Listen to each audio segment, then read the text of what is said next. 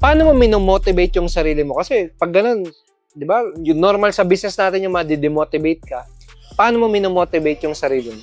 So, napaka-importante na alam mo talaga yung negosyo mo, yung numbers mo. I think ito yung mga ganitong skills, ganito yung mga klase ng bagay na yung ibang mga tao, parang dyan na sila mapapastop.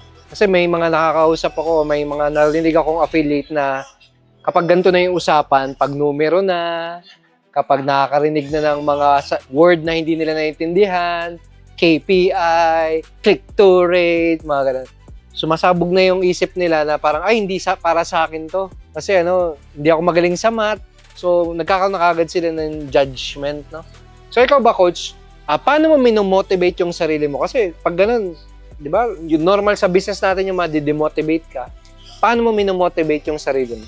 Dapat kasi naka-mindset ka na kung ano yung pwedeng mangyari. Yung pinaka-worst, sige, invest ako ng 8,000 one week. Pero hindi benta gusto ko. Gusto ko data. Meron kang perang ini-invest.